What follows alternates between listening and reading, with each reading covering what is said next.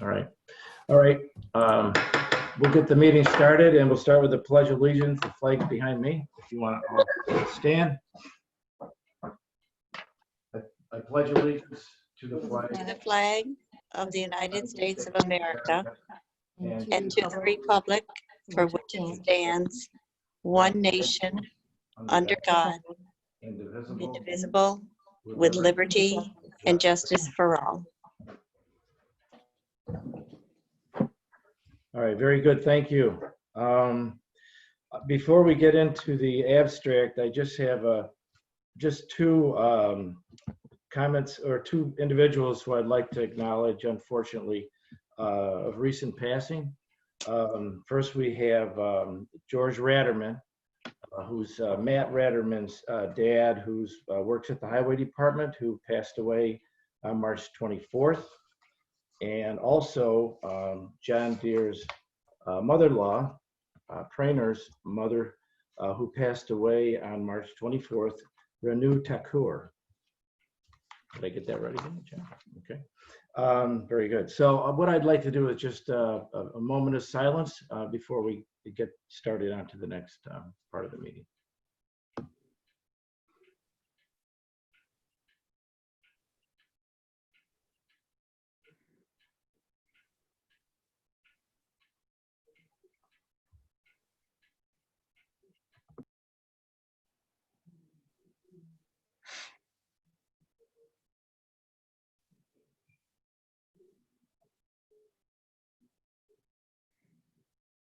Ed, you're muted.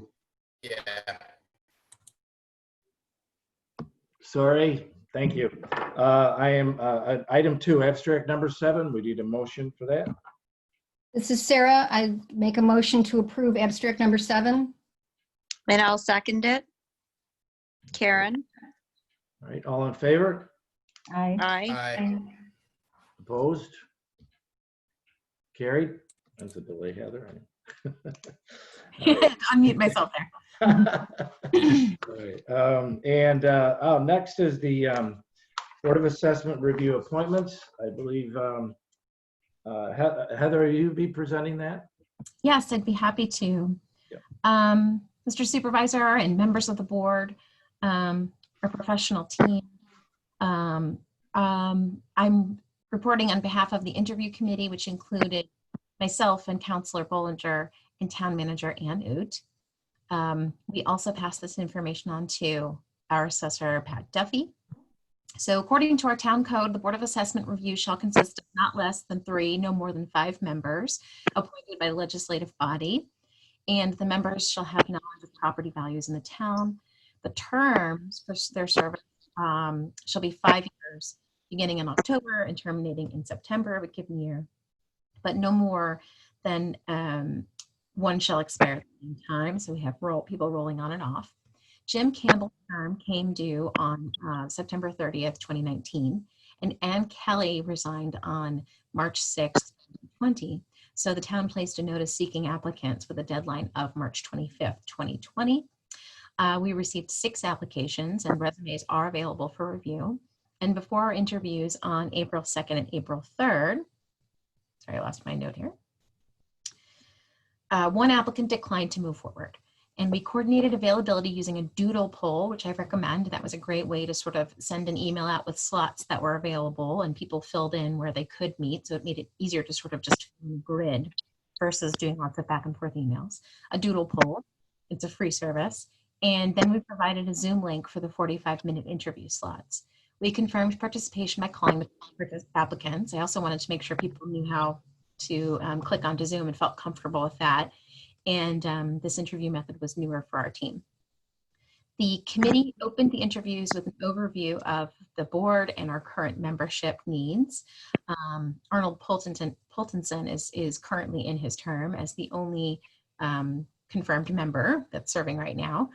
And one person will take the term that runs through September 30th of 2024, and the other will serve the remainder of Ann's term, which is September 30th, 2022.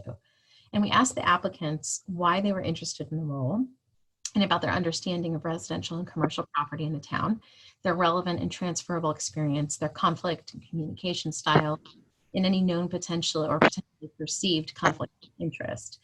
All the applicants were keenly interested in continuing, renewing, or beginning a term of public service with the town, which is fantastic. And they had relevant or transferable experience that would qualify them as a Board of Assessment Review member. But we believe that two finalists, Fred Lutzen for the term that ends in 2024, and Celeste Greiner with the term ending in 2022, will offer fresh perspective to the Board of Assessment Review, along with their respective arbitration and residential real estate expertise.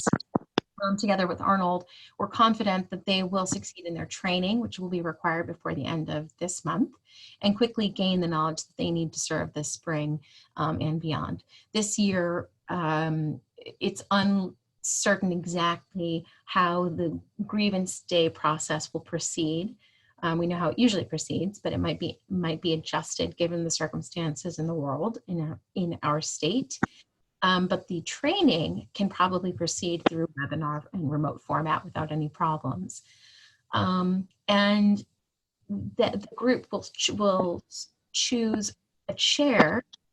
And so we assume that they will choose Arnold as he would, he's had some experience, but we're confident that with the sort of intelligence and interest and drive of these applicants, they can quickly come up to speed and again, bring that fresh perspective. But I'd love to answer any questions about the process for these finalists. And thank you for letting me put it forth. And thank you so much to Sarah and for all they did to make the process so smooth, and to Kay for her help as well. You're welcome. Yeah, anyone have any comments or questions for Heather or Ann or Sarah? Maybe you have any comments as well, since you were part of the committee.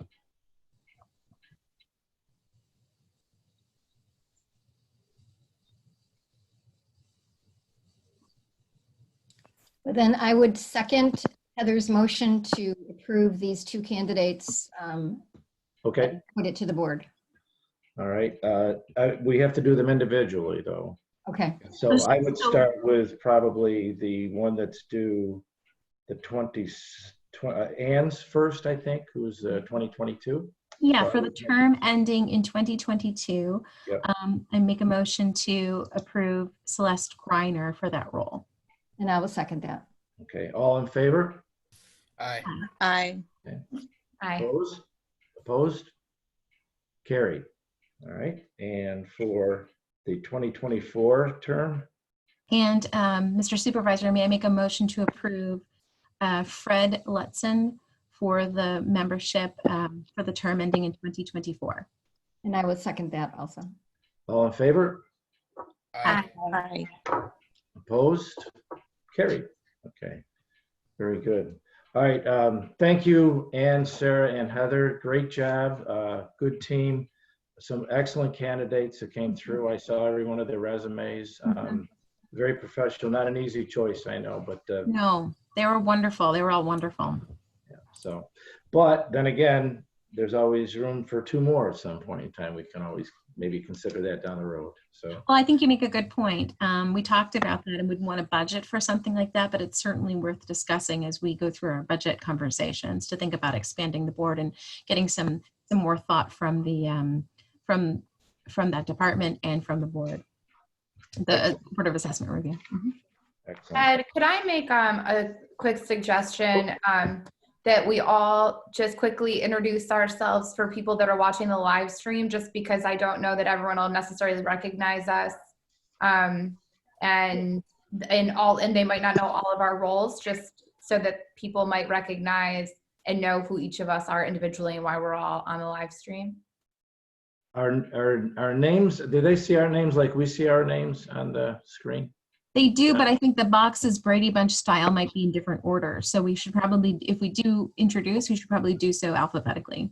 And then if we say our name and our role, then I think that might help people to understand why we're all, like, who's voting. It might just be like a quick civics lesson for anyone watching. They just Sure. see a jumble of faces and they might not understand who all of us are and what our roles are. So just because we're we're not in the same order we would be in a typical board meeting. It's harder to decipher true. who to. Yeah, well, it's like the box there of the Hollywood Squares here, that's what it is. So, yeah, why don't we go ahead and do that by board member? I think, Sarah, would you start it out, I think? Oh, unmute, Sarah. Hello, I'm Sarah Ballinger, counselor. There you go. John, are you next? John Deere, Town Councilor. Elaine? Elaine Denton, Town Councilor. Yeah, let's see, I think. Karen? Karen would be next. Yep, Karen Green, Deputy Supervisor. I'm Caitlin Creasel, Town Councilor. Oh, I guess I would go. Ed Theobald, Town of Manlius Supervisor. Heather Waters, Town of Manlius Counselor. And we have our town manager here, Ann Oot. Want to raise your hand or acknowledge yourself, Ann? Okay. Town attorney, Tim Frateski. We have, let's see, Doug Miller, town engineer. And Allison Weber, town clerk, right there. And Chief Crowell, down below there. And our highway superintendent, Rob Cushing.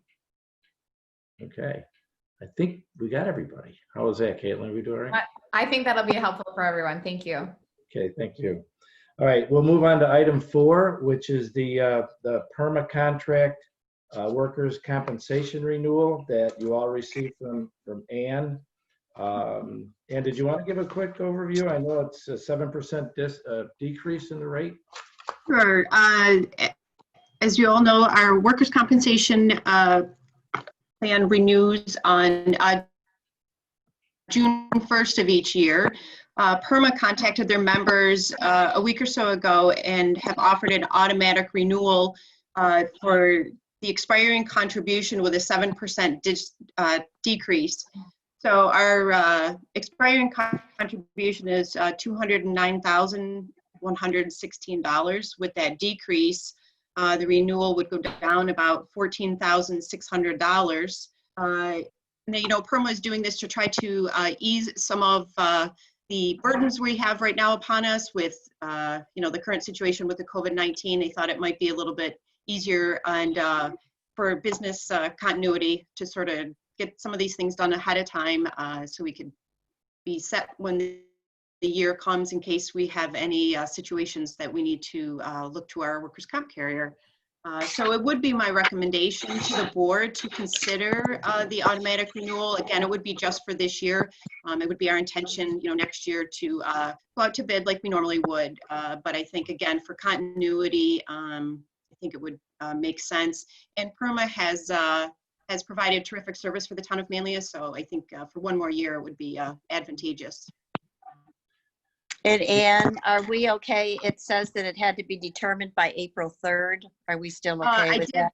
I did contact PERMA last week and they agreed to extend it for us until tomorrow. Great. So, Perfect. Thank you.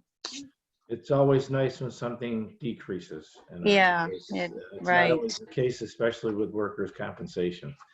And Yeah. I know, and you've had to do battle at times to make sure that they compete. And of course, that's Heller Francoon, who's the insurance broker on this. They're the ones that go out and do the competitive bids on our behalf. So, so I would, unless anyone has any other conversation, I would ask for a motion. Well, Ed, this is Karen. I'll be happy to make a motion for the automatic renewal for PERMA.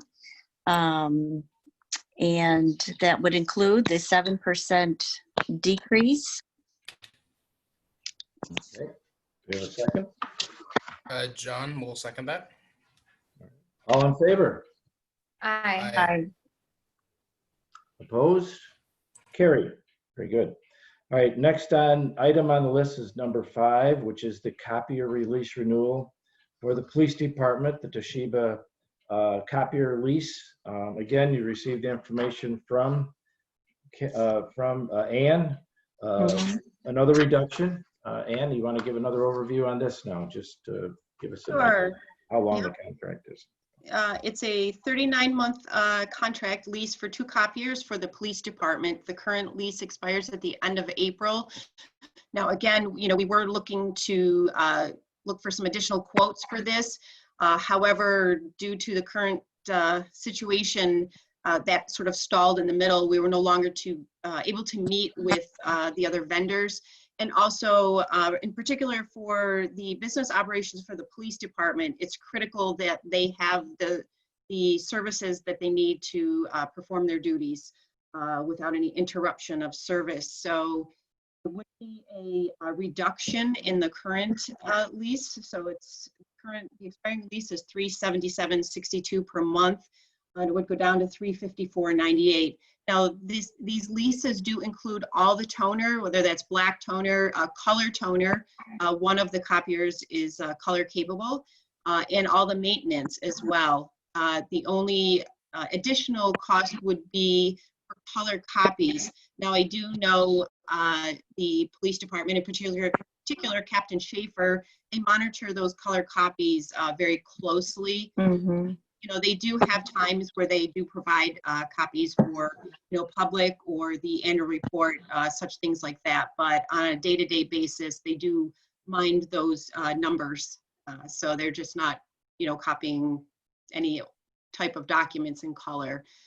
So it would be, again, a recommendation to renew that lease. Again, due to the current situation, we would like the police department to be able to keep moving forward without any interruption. Okay, any other questions, comments regarding the agreement, the lease agreement for the copier and the bid? No, I think it's great. All right, so I'll entertain a motion for renewing that 39-month lease. Yes, Mr. Supervisor, I'd like to make a motion to renew the 39-month lease with Toshiba with the 2 copiers located at the Town of Manlius Police Department. Again, with a reduction in the fee. I'd second. Okay, Elaine. All in favor? Aye. Aye. Aye. Opposed? Carried. Excellent. All right, item 6, we have the, Rob, you have a report you sent out to us, or Janet got to us and just today, and it's regarding the surplus material. If you want to give us a review, I think everyone has the form that was. That's the paint, Ed. I didn't Oh, that's actually. the paint. Yeah, that's for the paint. Oh, I'm sorry, I jumped ahead then. That's okay. I Yeah, just go ahead. Oh, this is the millings. Okay, you're right. My bad. Well, I had a conversation with Tim a week or so ago.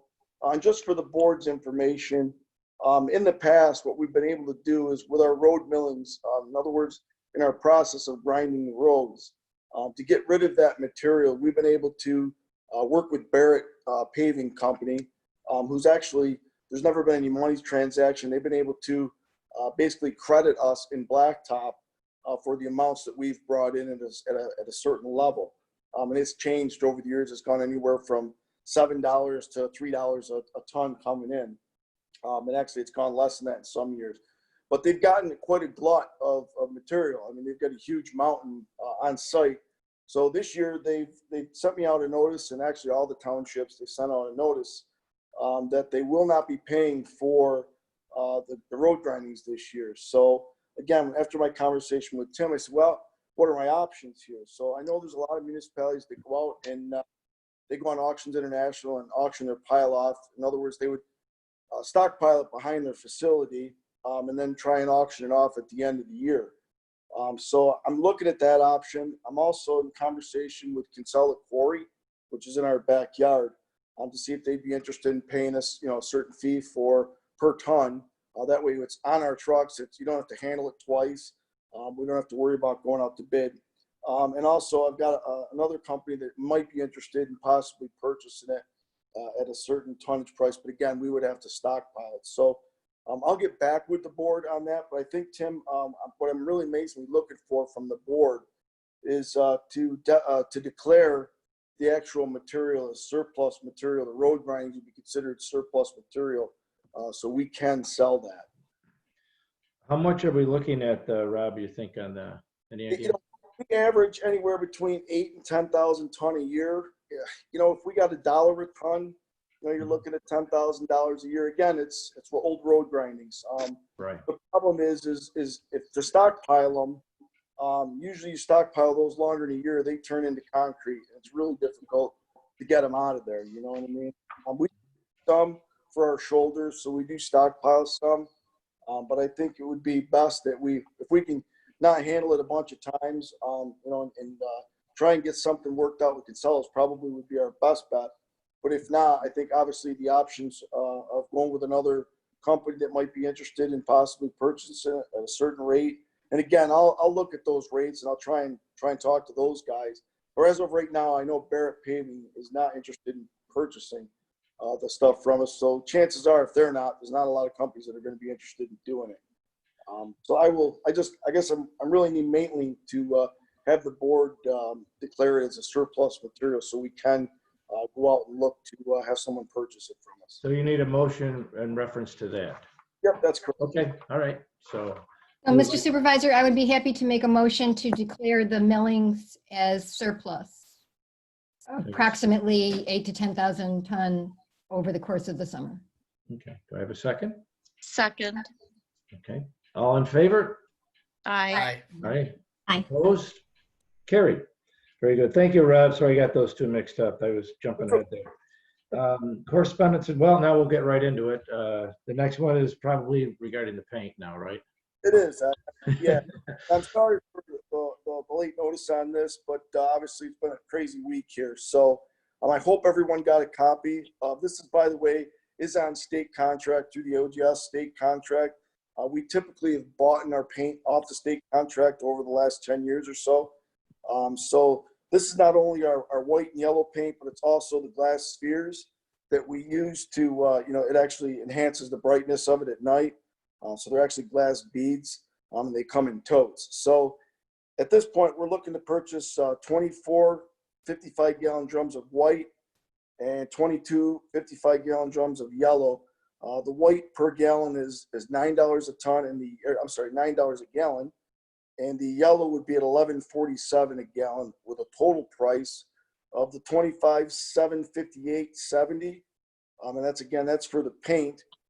And I don't know if we need to do a separate motion on this, but also on the same contract, those glass spheres, we'd be getting 2,000 pounds of it at 29 cents a pound.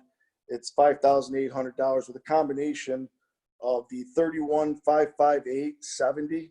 So I guess both of them combined on the same contract would be for that $31,558.70. Tim, can we combine these all in this motion? Oh, you got on mute. Tim, you got on Is mute. it one motion, Tim? Let's break them up, okay? Oh, all right, okay, okay. All right, so we'll need a motion on each quantity, the 24, the 22, and the 10. Okay, all right. So I would be happy to make a motion to approve the 24 Well, amount. gallons of white paint. Yeah, 24 gallons. Allison, you can fill that in. Do we have a second? I'll second it. Okay, all in favor? Aye. Aye. Okay, opposed? Carried. And the yellow paint for 22 Okay, so gallons? I would be happy to make a motion to approve the yellow paint. Second. All in favor? Aye. Aye. Opposed? Carried. And the last one here, the pocket. And I would like to make a motion to approve the glass beads, which improve visibility at night. Okay, Second. all in favor? Aye. Opposed and carried. Very good. Thank you, everyone. Excellent. Is that it, Rob? Anything else you have? Nope, that's it. Hopefully you guys go away this weekend. That would be really nice. If we what? You keep the snow away. Oh, We're yeah. trying, Rob. We're trying. Maybe Friday, they said. I don't know. So, Hmm. all right. I know Randy's not here. I don't know, Doug, if you had anything that he was working on that you need to report on? I just had a couple quick things to get everybody up to speed. We recently completed the annual landfill reporting criteria for submission to New York State DEC. Right. No significant changes on the landfill. The recommendation I went over with Ann is to keep the budget the same for activities on the landfill. The report indicates about $22,000 for that. A lot of the work that's done on the landfill is done with in-kind resources through Rob's group at the Highway Department. So I will be coordinating with Rob. Rob, I haven't gone over it with you, but there's a couple minor things. A couple trees fell down over the winter. There's that one little ponding area on the south side of the landfill. And then we just got to go back in and look at a couple spots where there's some ATVs that have been coming in from time to time. Nothing major, but we'll just get that on our list for our activities when we're doing mowing this year. The other thing that we will be working on is the annual MS4 reporting. A lot of that is compiled for us by Central New York Regional Planning, and Kathy Bertucci has reached out to DEC to see if we could extend the reporting period from June 1st to August 15th. They responded back very politely that, you know, they'd like to have everybody complete their reporting by the June 1st date. But in fact, if anybody needed more time, they said, you know, just be reserved about it and, you know, go ahead and, you know, they would give an extension. But we're contingent upon what we get back from Kathy. But Rob, in the next couple weeks, Deb and I will be working on that, and we'll go over some of the activities that you did down at the highway that you track on an annual basis. So I think we can probably meet the June 1st deadline without a lot of without a lot of heartache. Yeah, I would. That's about it. Yeah. Okay. Very good, Doug. Thank you. Yep. Okay. All right. Thank you. Tim, do you Thanks, have Doug. anything? Oh, I'm sorry. Tim, did you have anything for us tonight? I have two things. The first is this discussion we initially started in the beginning of the meeting, and that's the 3 public hearings that are going to take, that are scheduled for the 22nd, which would be the next meeting. I don't know how the board wants to handle it. I can tell you that some boards are holding public hearings through virtual technology like we're using here. The difficulty is there would have to be, not the difficulty, but the key is there would have to be a way for the public to interact with us and provide their input as it relates to those 3 items. 2 of those items are relatively innocuous. There's the stop signs, and then there's the changes to the solar law, which I don't think there's going to be a lot of public comment on those. And the third is that solar is the community solar farm. So the question is, do you want to go forward with the public hearings, and can we develop the technology between now and then to accommodate the public who might want to provide input for that? Or do we want to cancel the public hearings and reschedule them for some time in May? So this is Sarah. I would like to experiment with trying to do a virtual public hearing, but I think that we need to have an option of a telephone, because I think it's fair to say the telephone is relatively universally available to people, whereas a video laptop may not be. So I would like to be able to set up something where there'd be that part of the public hearing would be there'd be a way for people to dial into a number and be able to communicate with the board without requiring that they have access to a computer and a camera and internet and all that stuff. Well, Zoom allows you to simply call in. So we have 2 attendees right now that aren't watching the live stream, that are watching us through the Zoom call function or watching us through the Zoom feature. So someone could call and hear all of us talking and could respond that way. So it doesn't need to be a video conference. Yeah. And We're saying it doesn't have to be a separate phone number. They could call the same phone number as anybody else. And Right. we would do the public hearing in the same manner as if they were in front of us, 3 to 5 minutes, someone introduce themselves, let that person talk, and then the next person. So we could probably control it, I would hope. Well, Mr. little- Supervisor, if there's not an absolute rush on these issues, I think it's always better to get people face to face. And if we could reschedule them to May, I'm very hopeful that this situation will be diminished and that we will all be able to meet. And then I think it just gives everyone in the community an opportunity to attend. Well, they're saying, give it another 2 weeks. We keep hearing that. As long as it's not urgent, it's not an absolute urgent issue. Or the end of April.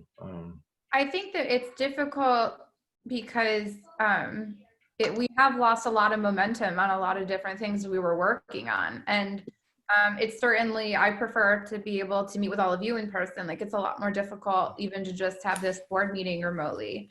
But I don't necessarily agree, Karen, that I think it's preferable, one, to wait, because I think that there's certainly a level of urgency to the public hearings I was trying to schedule. I don't think that those were, just non-issues. I think that they were things I was interested in moving forward as quickly as possible. And if we're able to schedule those public hearings and have them soon, I'd rather do it that way. And we don't know how long it will be until, like I'd said, it could be 2 more weeks, and then it's 2 more weeks, and it's 2 more weeks. We don't know when this is going to end. We can't leave all town business on hold until we can all meet in person. We don't know how long it's going to be until it's really safe for us to all be in a room together and to have the public safely in a room with us. And then secondly, we have more people watching our live stream on Facebook now than have ever come to a board meeting.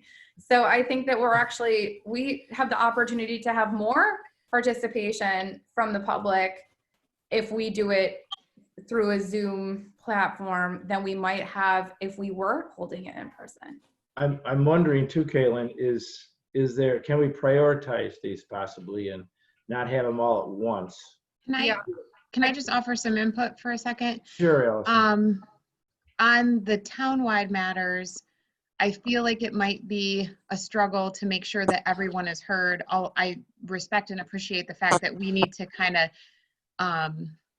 keep things moving. We did have a lot of stuff that we were working on.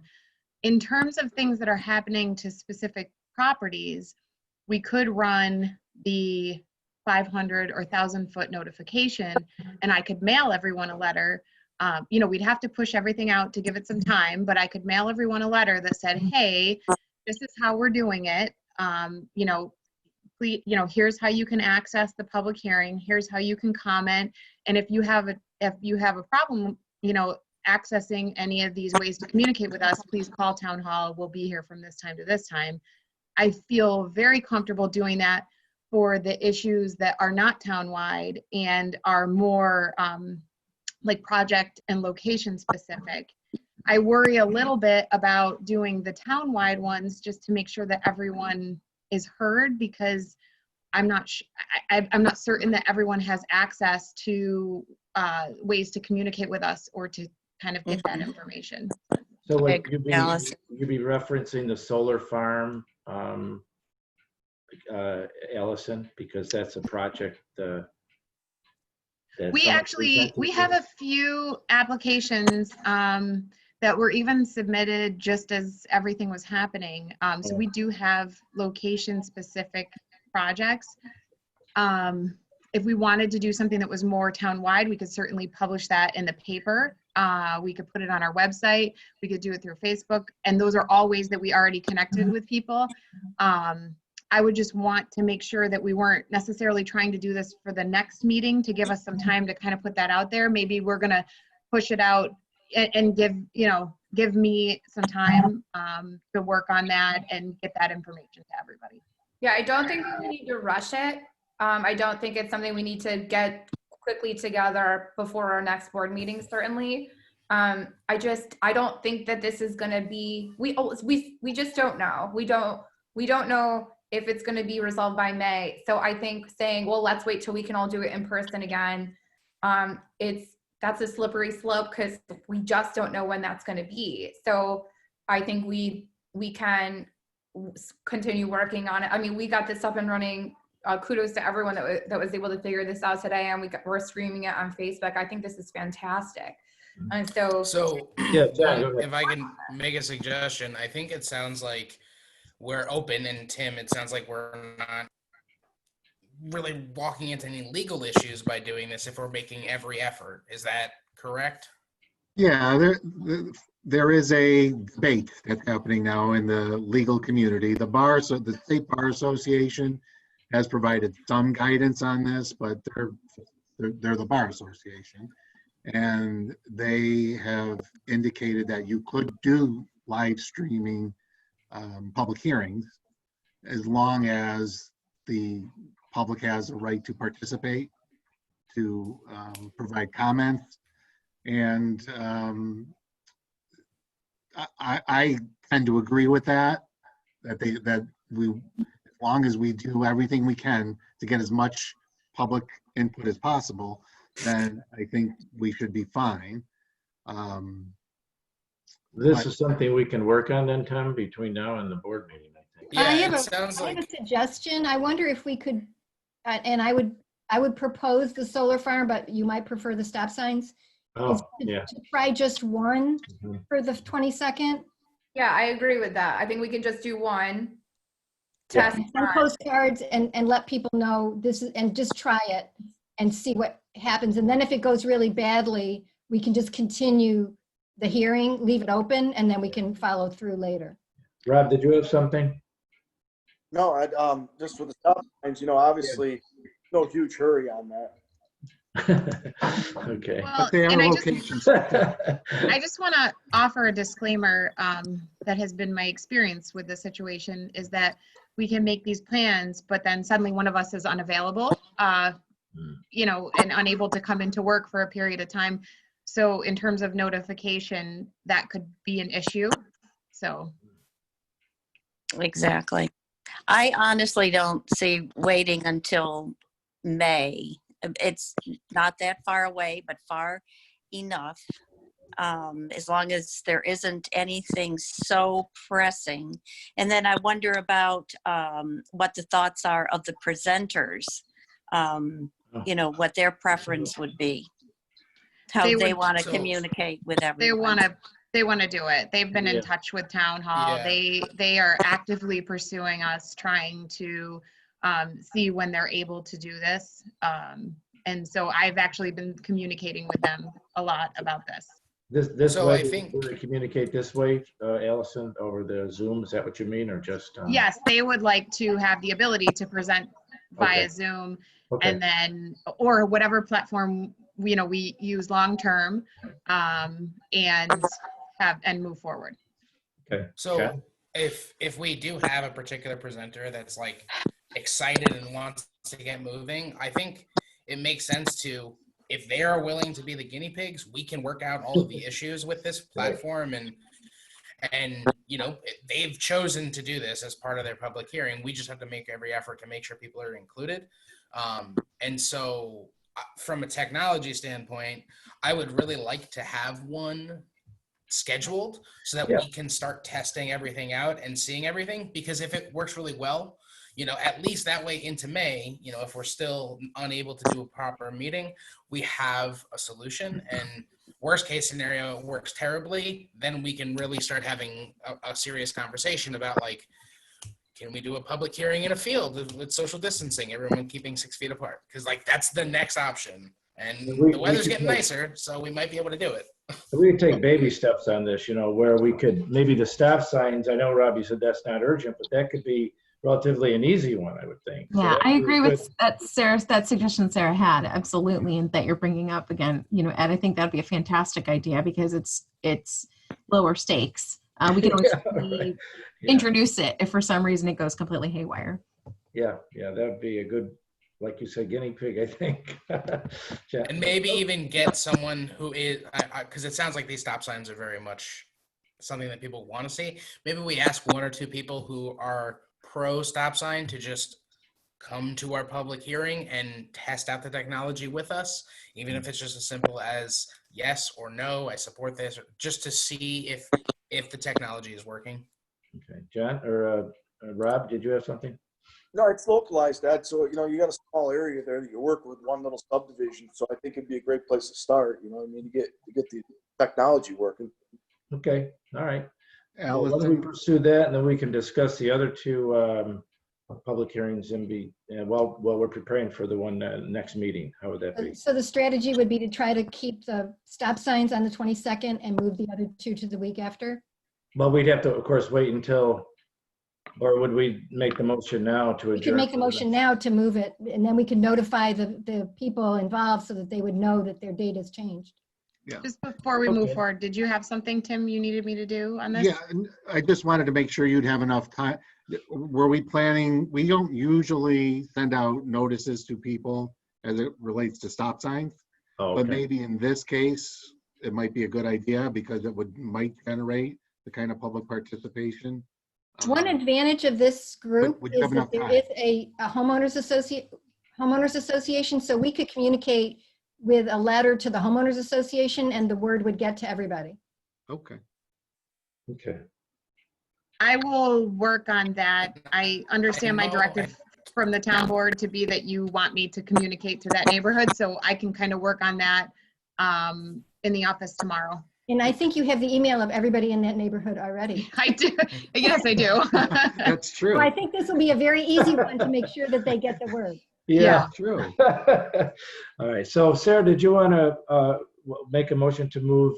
Okay, so I would like to make a motion to move the public hearing for the solar array Mhm. on, is it Taft Road? Yes. To Yep. Mhm. You want to move May- that to the May 13th? Is that one be the next one? It would be. So the May 13th meeting, and ask that we inform the candidate that that's what we're going to try to do so that they know that. Okay. And then I can send a notice. All right, so I need a second on that. I'll second that. Okay, all in favor? Aye. Hi. Opposed and carried. Very good. And Sarah, now, or anyone want to make the motion for the next one on the, Caitlin, that's yours, I think, isn't it?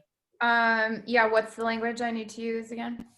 That we're going to move the public hearing from the 22nd to the 13th, the 22nd of April to the 13th of May. All right, so I will make a motion to move the public hearing that's currently scheduled for April 22nd and move that to May the 13th. And that was a public hearing to amend the solar code and the town code. Correct. Okay. I'll second that. All right. Thank All you, in favor? Eileen. All in Aye. favor? Okay. Aye. Opposed? Carried. Excellent. All right, very good.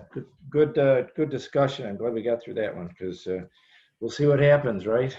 So, okay, Tim, you had another thing you said, right? The other thing I have is our resolution from March 17th or 18th Yeah. that allowed us to pay our employees through April 30th.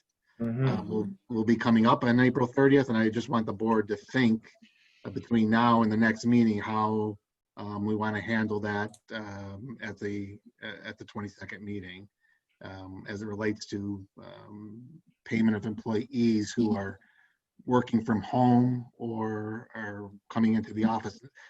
We have much more skeletal crew now at the office than we did before. This is Sarah. I'd like to ask for, I guess this would be you, Ann, but I don't want to assume that, for some kind of ruling on how the CARES Act would supersede or reverse or amend whatever it is that we might be doing with regard to employee benefits during this time. Okay, I will look into that. I do have some different materials I've been reading through to see.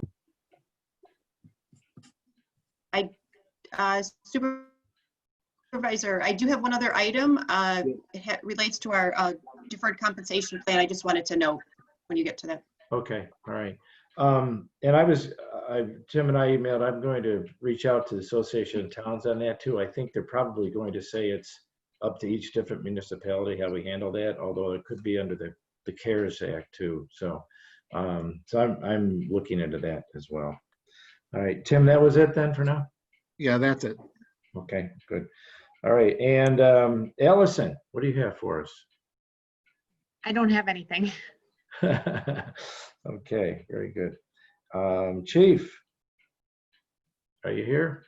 Where's the chief? I am here. I just unmuted myself. Good evening. I Oh, there just you had go. a Sorry. few things. I'm happy to report that all of our people are doing well. We had a few close calls there, but at this point, we don't have anybody that's out or has been affected.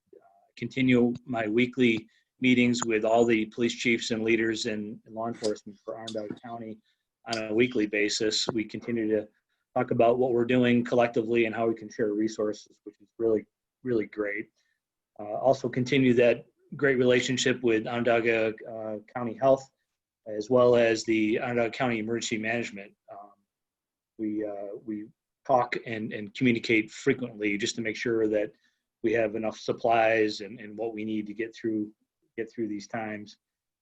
Call volume, our overall call volume is down. There's been a couple agencies locally that have reported an uptick in domestic violence because of the stay-at-home orders. I can happily say that we haven't seen that in the town of Manlius, which is good. But we are getting about 3 to 4 complaints a day on social distancing and other issues like that. And we deal with those independently or individually. Our supply on personal protective gear is good. I'm really excited the fact that during H1N1, we actually ordered a whole bunch of supplies that were still left over, which are helping a great deal right now for our members. So that's good. I mentioned last meeting, the county, through a governor's order, decided to go with virtual arraignments. And they pushed that forward, and we started that last Monday. And we have not had a virtual arraignment yet, but we're all set up for it. And that, of course, helps out the judges and the defense attorneys and the DA's office. But our members, unfortunately, are still stuck with dealing with these people. But that's part of the job. As related to calls for service, we had one drug arrest. We have a drug house in the town, and we were focusing our attention on that. And so that did cause us to do some enforcement action on that one particular house, but it kind of opens up another question about nuisance abatement. And I know Tim and I have had discussions about nuisance abatement local laws, but it's probably a discussion to be had at a different time. We continue to caution our folks on, or our community on scams associated with COVID. There's a lot of really bad people out there doing bad things, trying to take advantage of this system. So I would encourage everybody to call 911 or the TMPD when they see a scam like that.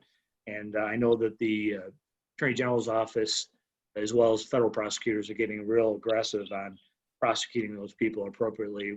They're trying to take advantage of this situation.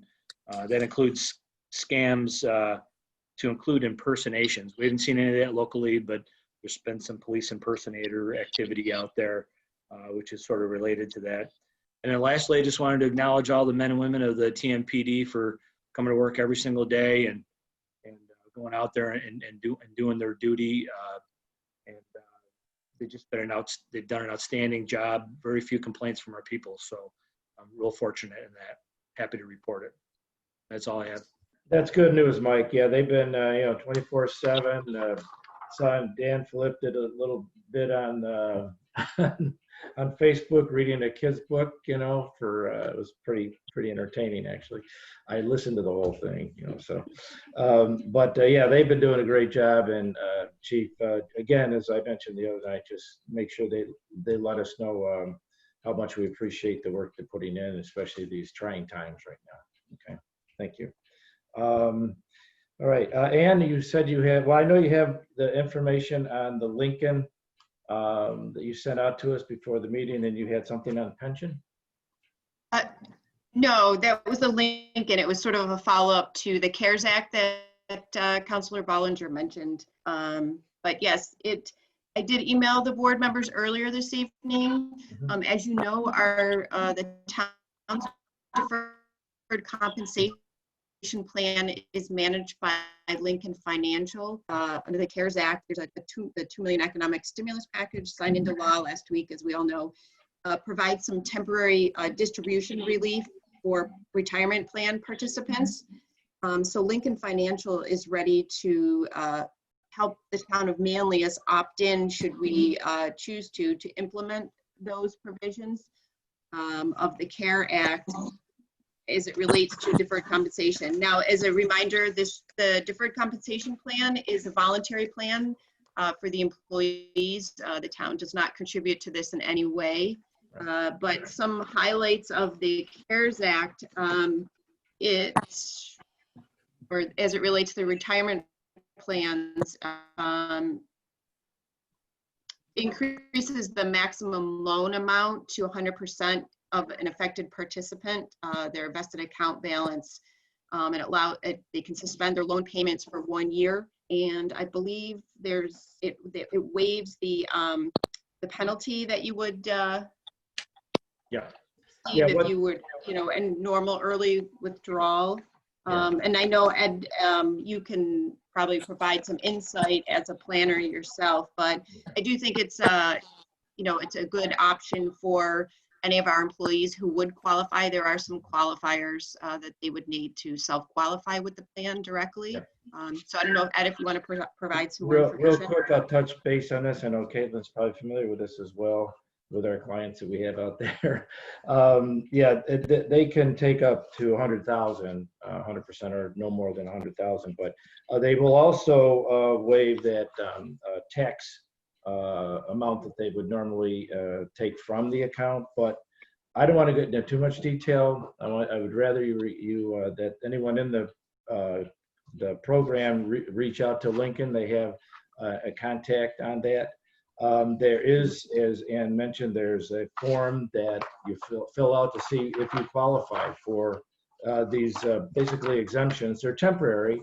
You should, of course, they have a loan, you pay it back, there's no charge because it's your money, you're just paying back to yourself, So, and there's so much length of time that you have to pay it back before you have to pay taxes on it. So just to clarify, Anne, one thing, did you say that we would have to opt in as the employer for these to qualify, or they just automatically are allowed to do it?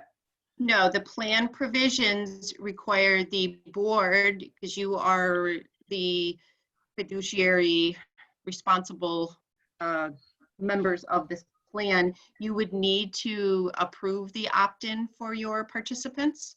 Right. So that's the question I think we would really need to consider. Is this something we would want? Like, is there a need for it? Like, we haven't, because I mean, you and I certainly know that, like, the benefits to this, but also the cons to this. Is this something that in the long term is really beneficial? So we would need to talk about that.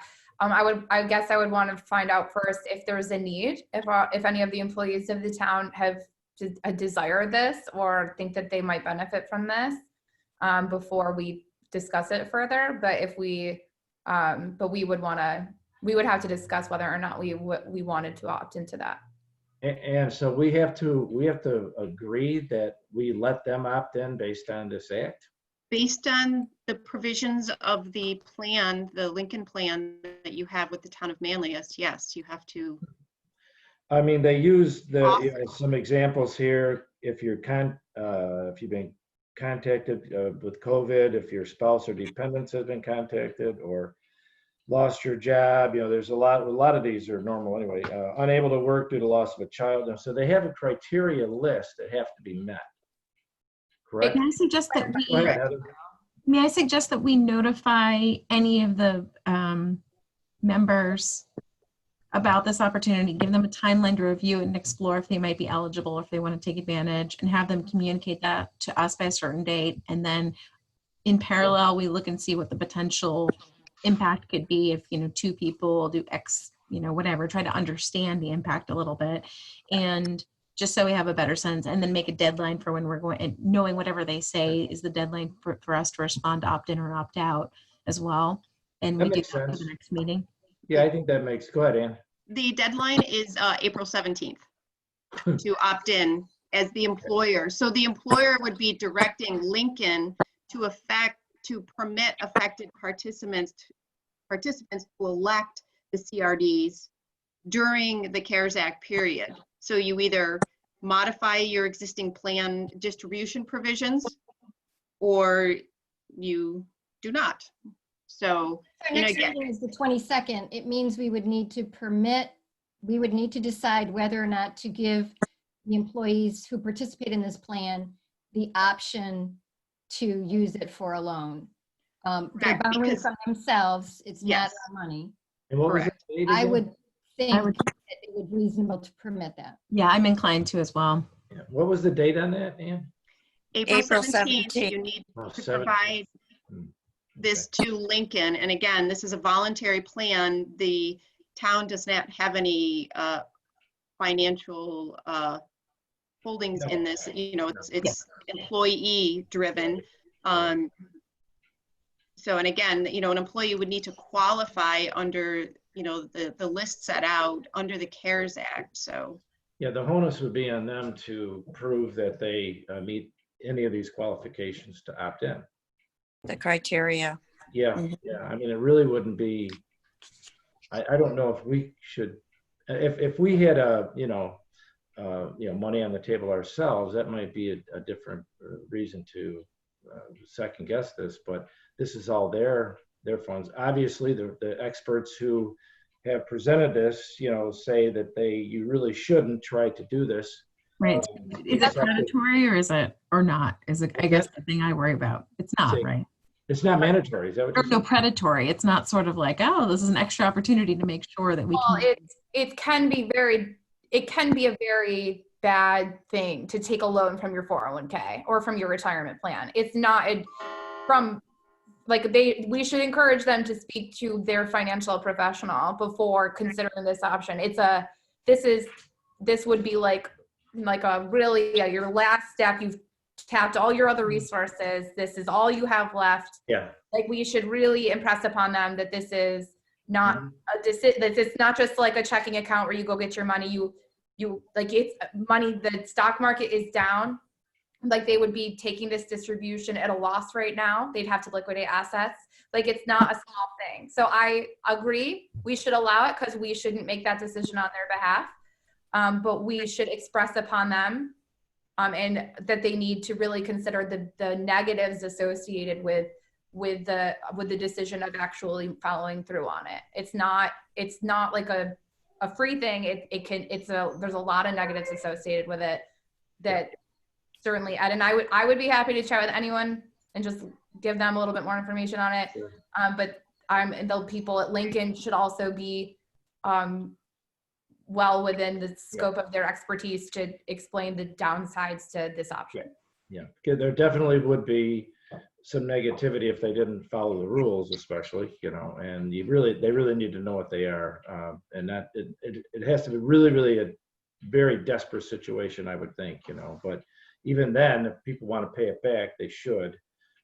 The issue you have with borrowing on 401ks or anything like that is when you move, say you transferred it to another company later, that amount that you borrowed, that would be considered taxable now. Mhm. So, no, So let me be just careful say, with this. let's take care. Our business is to, so I would like to make a motion to permit the town to participate in this program that's been authorized by the CARES Act. We do not endorse this program. We do not think it's a good idea for our employees, but we want to make it available to anyone who I doesn't. wouldn't phrase it that way. Yeah, I have a hard time with that one. Yeah, we don't want to, I agree. I think we should say we don't necessarily endorse it as as an option either way. it can be like if they literally have no money and they are able to access this as a financial resource, then it's a great option to be able to do. So we just want, I think we can say that we encourage them to seek financial advice regarding whether or not it's an appropriate decision for them to make at this time. That's an excellent disclaimer. Very good. And Mr. Supervisor, we haven't had any employees come forth with this though, asking about it or seeking any information at this point. I don't believe. Not that I'm aware of, Ann. I don't think so. Plus, it's only been out for like a week or two now. Go ahead. Your employees that participate in the deferred compensation plan are pretty savvy. They do go directly to the Lincoln representative when they have an issue. You know, they do not come to the town because we don't have a financial stake in this plan. So they do go to that individual for guidance because that is what that individual is there for. I don't think this is a matter of, you know, telling them they can or cannot. It's just allowing the plan, the town of Manlius deferred compensation plan, it's allowing the provisions of your plan to offer this. Yeah. You know, that is, it's not that you're recommending or not, you're not. And could this be something that once we're out of this, you know, terrible dilemma we're in at some point down the road, could we remove this, or will it be removed by the federal government or IRS, whoever's putting this together? Yes, I believe I would have to go through this again, but I believe there is an end to this. Okay. I will. I didn't read the whole thing. Yeah. Sarah, would you mind if I made the motion? Please do. Mr. Supervisor, I'd like to make a motion to approve allowing our employees to access a hardship withdrawal from the retirement plan should they need to, and with the encouragement that they call Lincoln and access all the financial resources available to make sure they're making the appropriate decision at this time. And I would second that. Okay, all in favor? Aye. Aye. Opposed? Carried. Very good. Thank you, Ann. Did you have anything else for us? No. She already muted. Thank you. All right. Why don't we go around the room like we're at our board meeting there. So Heather, I think you're up first, right? You would be going clockwise, and we'll go Sure. Our all of our screens, I think, might be in different orders, but I'm happy to go. So I have a number of things I can report, but let me just stick to one thing tonight, and the rest can certainly wait.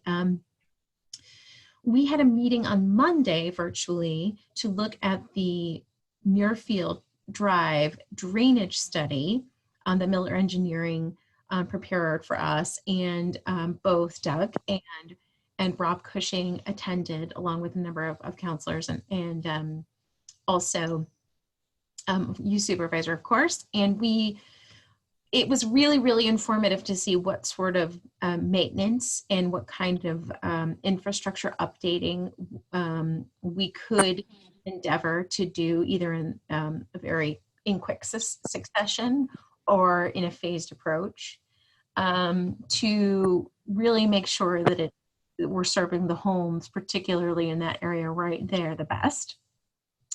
And over the course of the conversation, we realized that it's so important for us to be clear and communicate the differences between this study and the Woodland Hills, the proposed Woodland Hills development project, and also any other concerns that residents who live above this area on Shiraz or Dahlia might have about their own water. Because the water there flows actually over to Salt Springs and does not go into the Muirfield Basin that exists. And the Woodland Hills project must still go through the steps of very clearly showing how they're mitigating any impact on drainage, really, any negative impact on drainage for that area, that same area. And so it's separate. So we're looking at issues that we need to solve already and being able to communicate all those things effectively. So how would we go about doing that? Well, we have some actual questions to follow up, including cost estimates for the work. And well, thank you to Doug for getting those to us. We could prepare a webinar. We can discuss, and I'd like to ask everybody how you might like to inform the public about the drainage study and our options here, and make sure that we conflate those two neighborhoods and that planning project into one big conversation without understanding that we're talking about the drainage study. I also wanted to look at how we've divided up drainage district 2 and really make sure that we don't need to propose any changes to the makeup of the district as it stands. And that might be, I think those are the only things that that's the broad brush that I wanted to report and ask about.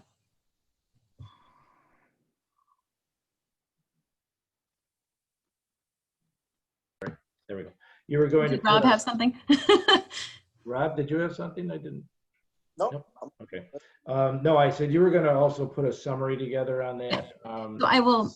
Yep, I'd be happy to summarize it with a little bit more detail, Yes, just what I said, and put it into a memo.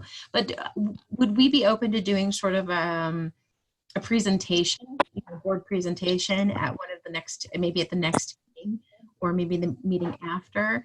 And I don't know what we call these things where we sort of do an informational. It's not a public hearing, but rather an informational session. I don't know what to call it. I think that would. I think that's exactly what it is, really. You know, I mean, It would be a board presentation. Yeah, A board presentation. Yeah. And that Doug put together on the you know, so you could certainly take the lead on that, like and as he did the other morning, and then we can have a conversation about it once you get all the summary out to us, and we can actually between us we can sort of make sure we're sort of all on the same page, so to speak, that we know what direction we may be going with this, because there's a lot of questions, I think. But I agree. Sure, Heather, I think you hit on some really good notes, right? I think there's a lot of interest in that in both neighborhoods, right? And I think what we've done in the past is we've done either board presentations or separate presentations that kind of give an overview, so that we get some back and forth with the public, right? So we make sure, like we spoke on Monday, so we make sure that we get all their concerns in there, as we move forward with anything that we want to do in the general community of all the neighborhoods there, because people have been concerned, right? Absolutely. Yeah, there's a lot of visual. Yeah, there's a lot of visual with some of the maps and the drains that is somewhat important too. So we need to share that, I think, before the meeting with. I don't know if everyone's seen the report yet, right? No, I haven't seen it, Ed. No. Yeah. So yeah, we need to. I think Heather, once you do the summary on that, then that will certainly help, and we get that to everybody who hadn't heard the whole thing yet. I don't think, Sarah, you were in that, but you might have got some information on it. I'm not sure. I don't have a copy of the report either. So let's plan on scheduling this, Heather. If you want to look at scheduling, would that be the 13th or some other time? And then we can notify the neighbors that this is in the works, and they can go to the website and get the report and come with their questions, however we want to do that. Sounds great. Yeah, and basically the basis for our meeting on Monday was that we have not finalized the report. We're very close to finalizing the report, but we wanted to get input of the board to start with, and I think we got some very good discussion going. But I think the next step is to tell the public that it's not a final report, but we're looking for their input and their concerns, so we hit this solid and make sure that we address everything that everybody in that entire community feels that we should be looking at. Right. And we have to I be think that's careful. what we came up with. It's not a public hearing, but so we're gonna have to talk about how that's going to be presented with some of the public input too. So that can be further discussion. Sure. I mean, we can have a board presentation with Q&A, Yeah, Yeah, yeah, yeah, yeah, yeah. we can do that. Okay, all right, good. Anything else, Heather? Nothing else. Thank you very much. Okay, John, I think you're next. Nothing to report other than continuing to deal with the technology issues that pop up during this time. But no, I think we had some good conversations over the last couple of days about how we were moving to this eventually, and well, we decided to just do it within a couple hours. And I want to thank like Ann and Allison and Kay as always for helping with making all this happen. So that's all I've got. Well, thank you for taking the lead on that, John. Once again, you've come through on the technology for us here. I never thought I would be as useful as I am in my first term, but here we are. Well, thank you very much. All right, Elaine, there you are down here now. Okay. Go ahead. Do you have anything? So I attended the critical response committee meeting last night on Zoom, and it was really great to hear an in-depth report by the chief and to hear from the community members on how they're handling this pandemic. In that committee, I've only been to 2 meetings, but I'm really happy that it exists, and I think it's a really great asset that we have here. And then I'm also working with Allison on some website changes, or not changes, but just looking at how we're presenting information on there. And I'll be sending more information to everyone about what we would maybe like to change and to get more people's input to see what you guys think. And I'm also looking to, we have the public comment form that we created for Open Podium, but now we can't meet in person. So I'm looking to see if we can get that on the website so people can fill it out and still get us public comments that way. That's it. All right, very good. Thank you. Let's see, crossroad. Caitlin, you're up next. Everybody moves around here. Oh, there you go. I really miss being with all of you guys and actually in our boardroom. You never know it's the last time until it's the last time. So hopefully Karen's right and we're all back in May. I'd love that if all of this wrapped up.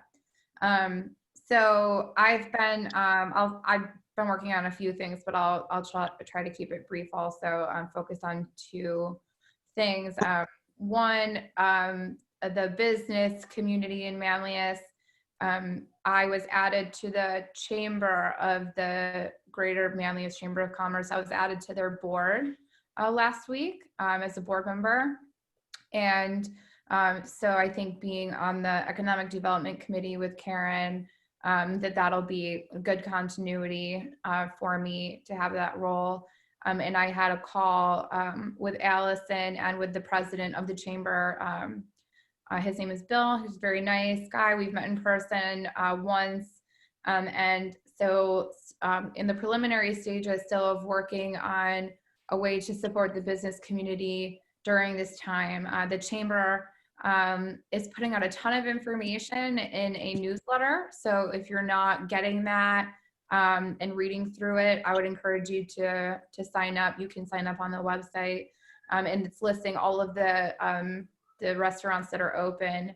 I did see just this morning that Ironwood in the village of Manlius is closing down this morning temporarily because they just weren't able to transition to a to-go delivery model as they were trying to do. So I'm going to be looking and seeing what can we do as a town to support our businesses and to try to keep as many open and running as we can during this time. So any creative thoughts on that or ideas, please send my way. It's been difficult getting those types of things organized from home without me able to meet with people in person. So any creative information on that, I would appreciate any ideas. One thing that we did kind of toss around that I'll hopefully be working on more tomorrow is just like a pretty graphic listing the restaurants and businesses that are open and breaking them out, like where can you go shopping for gifts for Easter baskets or other holidays that are coming up that we're quickly approaching that. Where can you go to get your bike repaired or types of ancillary businesses like that. And Elaine said that she'd be happy to make that graphic, and then we could share that on social media and on our website. So any other ideas, please let me know. The other thing, we are still working on sustainability. I'm going to try to schedule a meeting of the committee for later in April or early May. And hopefully we'll be able to get some of our initiatives up and running again. One thing we did hear back about was Randy's not on here this evening, but the new energy code, it's called the stretch code. They were supposed to come present, we scheduled this in February, early February. They were supposed to come and present at our April 22nd board meeting. That's now been moved to a presentation to the board on the 21st. So if you're interested in learning about stretch code and the new energy code in the town, let me know, and I'd be happy to invite you to that meeting. It's going to be to all the boards across the region. So it's going to be one big call rather than them going to presenting to every individual board. So it'll save on carbon emissions because they won't be driving all over the region. Is that April 21st? April 21st, yes. Yeah, please invite me. I will do that. I will do that. Yeah, Caitlin, I did get that email, and I did plan on making that too. So, Okay. Caitlin? Yes. I saw that Okra is not going to be doing the traditional Earth Day sort of like trash pickup initiative, but I thought maybe what we could do as a town and in the spirit of sustainability is do things in our own neighborhoods and take some pictures and do a post encouraging others to, during a certain period of time, and of course recognizing social distancing standards, that we could do a push to sort of pick up our trash. Yeah, no, I mean, the last of the snow melted in my yard and I've got some trash I have to go pick up. That's a great idea, Heather. Thank you so much for suggesting that. Maybe I'll Google and I'll think about it a little bit more too.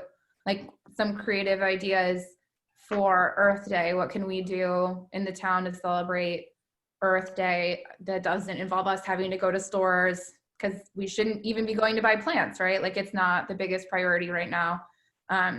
So what can we do?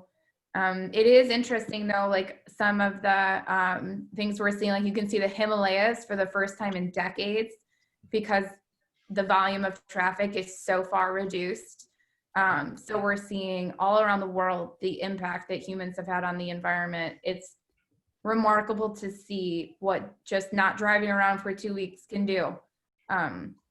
It's really crazy. So it's a lot to take in. I've been, this is a big focus of my professional life in all the different spheres, and it's really just all been put on the back burner. So it's interesting to see like the positives that have come out of it in that way.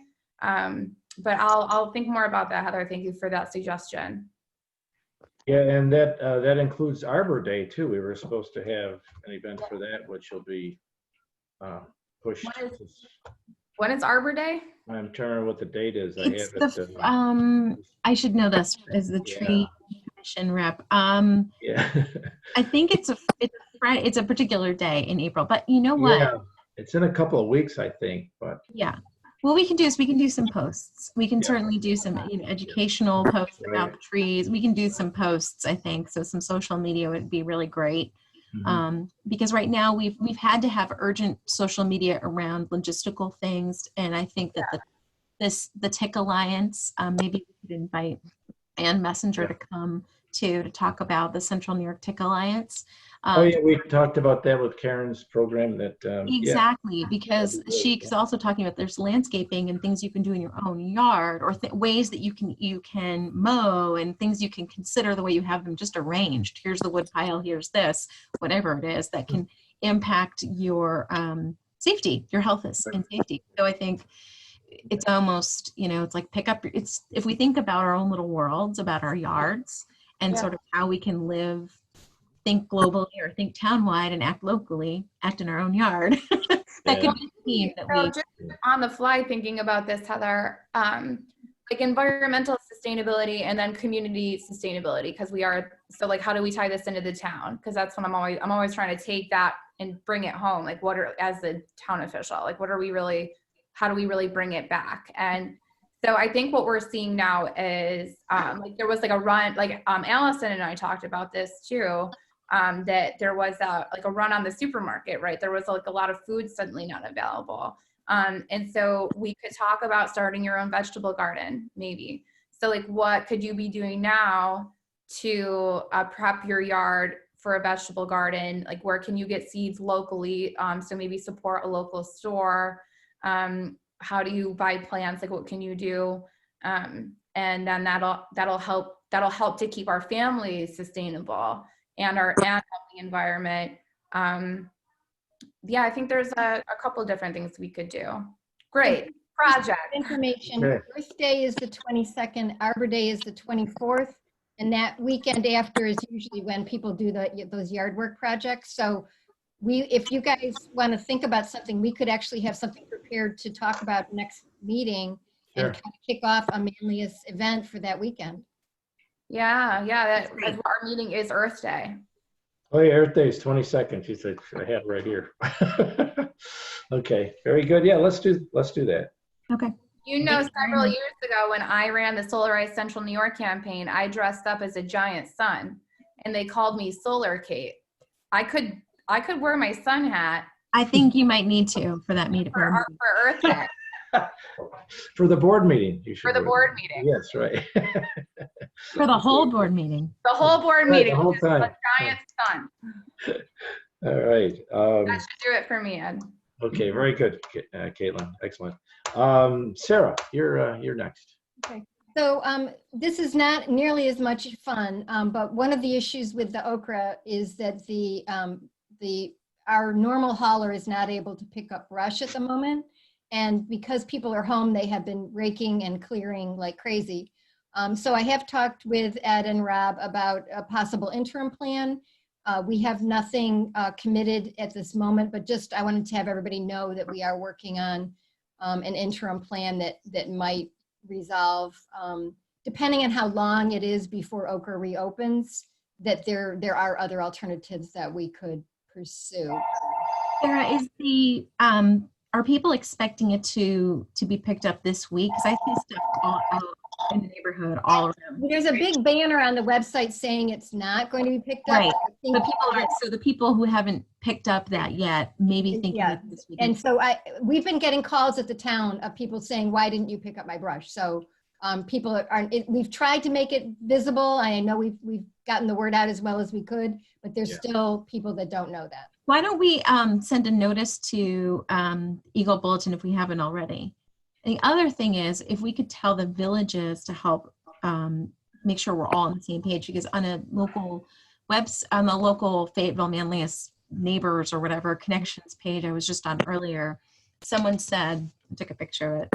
Someone said, oh, this is not for the village. The village is still picking up. So people are, again, not remembering. They don't know that some people are like, I don't know if I'm in the village or not. You know, the people that know, and people who don't.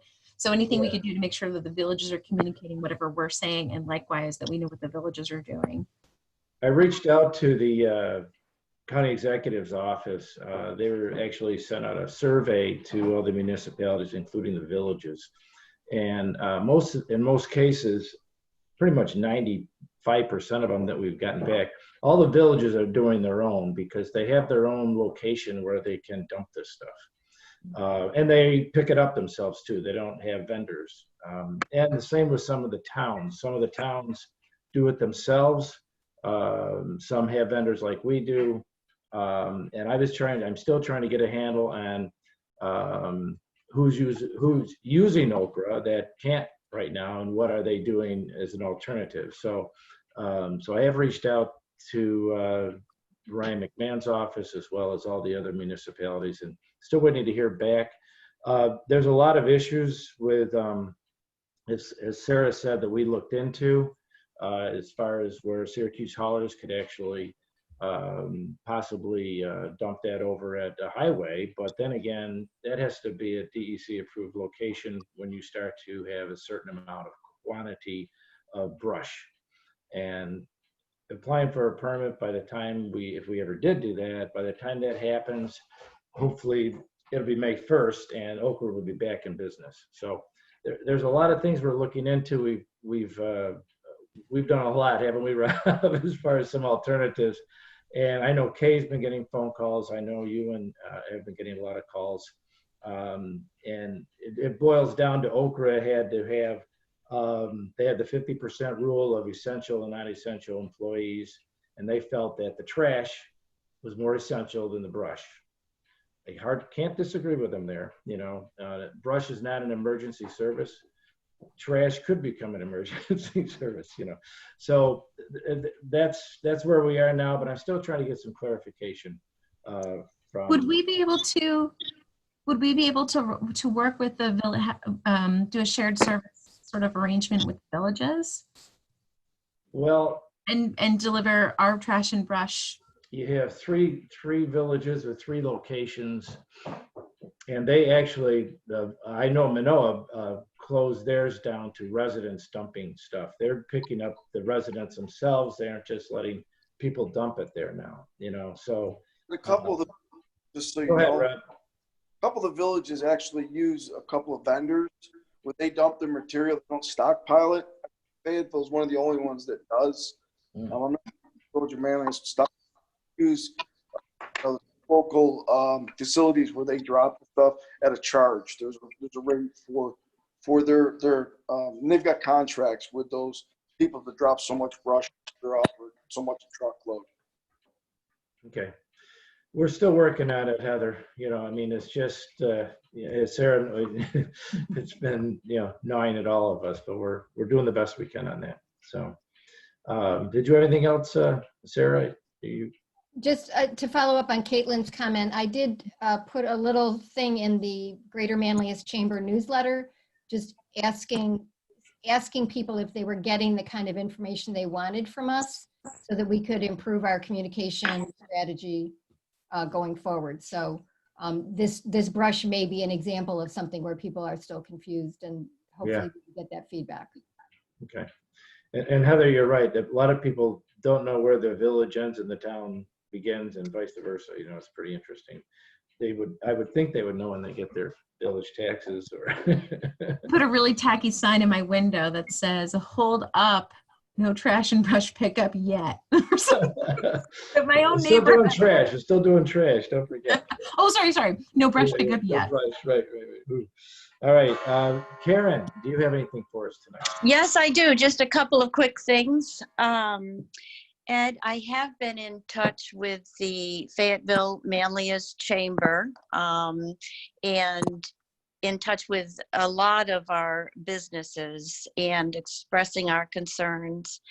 They're all working very well together. They're getting a tremendous amount of support from the SBA.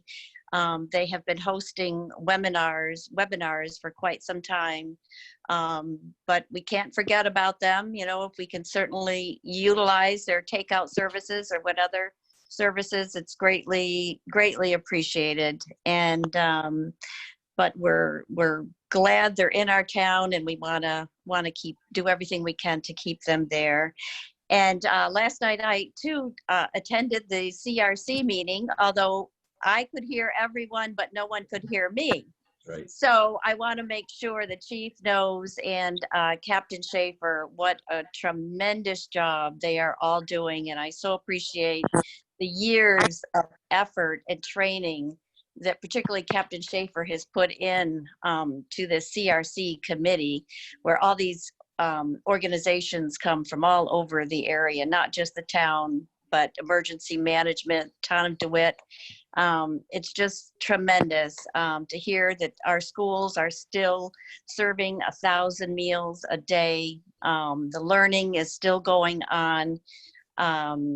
Certainly what our own police department, the highway department is doing. And it's just great to see how everyone comes together, identifies the hierarchy, that takes place, and I don't appreciate. I can't appreciate them more, really. I mean, just outstanding. And I know a lot of people have mentioned it's nice to see the police cars in the neighborhoods. It's, you know, comforting to the kids and the families to know they're around. And, you know, every day I listen to County Executive McMahon. And today was the latest count. We have 29 residents in the town of Manlius with this dreadful disease. And we think of them daily, and our thoughts and prayers go out to them for their very quick recovery. And, you know, we'll do anything we can to help them. And I know the hospitals are working very hard, the staff, and I miss all of you. And I look forward to seeing you in person in May. I'm optimistic. Yeah, very good, Karen. Thank you, Mr. Supervisor. Thank you. Just a few quick items. First of all, I believe we are making history tonight with our first Zoom board meeting ever, and probably not our last. So I just missed the McGrews. We have to find a way to make sure that the McGrews sign. right. They Joe, every second or third Wednesday, they are lost. Yes. without us. Oh my gosh. Yes. Real quick, I had a executive committee meeting. We Zoomed again this week, and that was with the Association of Towns regarding the budget. A few items came up. I think, Rob, you're familiar with this because you had an executive meeting with your highway superintendents for the state. I think that CHIPS looks like it's going to be flat going into this year, and AIM is questionable, but again, a lot of it has to do with the sales tax there. So that could be, we won't know because that's not till December anyway. The first quarter was opposite of last year. The last quarter of 2018 was terrible, and the first quarter of 2019 was great. And so the New York State retirement was not as bad as we thought it was going to be. This year it's opposite. This year, going into the, as you know, the first quarter wasn't that good. So there's some concerns about how that's going to negatively affect our budget as far as the New York State retirement, what we're going to have to come up with in funds.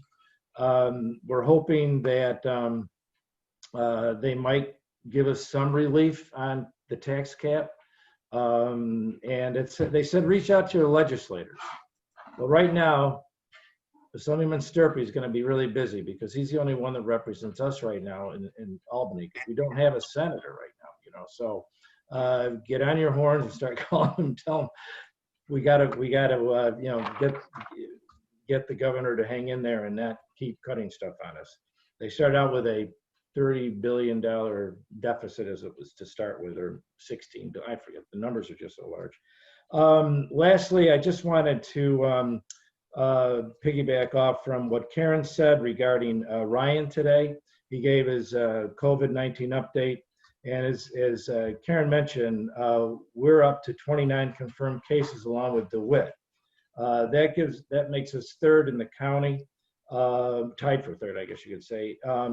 I mean, granted, we are, you know, the third largest, highest in population behind Clay and Salina and DeWitt, and us and Cicero are all pretty close together. I guess I just have to stress the importance of the social distancing to all of our residents, that Ryan continues to push and to stay home as much as reasonably possible. We need to flatten this curve. And as Ryan said, we need to hunker down and buy in for the next 2 weeks. We really, really need to get this under control so we can get out of this problem that we're in right now. So a little rah-rah lecture there, but I just wanted to carry on with what Ryan said today. So with that, that's all I have for tonight. And if anyone has anything else, we need a motion to adjourn. I'll make a motion to adjourn. I'll second. All in favor? Aye. Aye. Aye. Opposed? Carried. Okay, very good, everyone. Thanks again. Nice job tonight, and we got through it. So, Thank you, John, what do For we do? technical support. Thank you. Yes. Everybody stay well and all the best to your families. Hey, John, real quick, I see too. 99 Thank you. chats down here. What's that mean?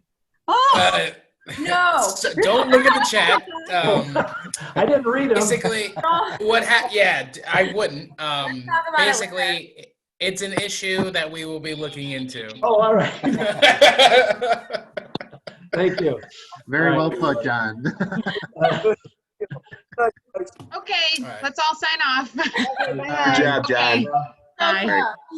Thanks, everybody.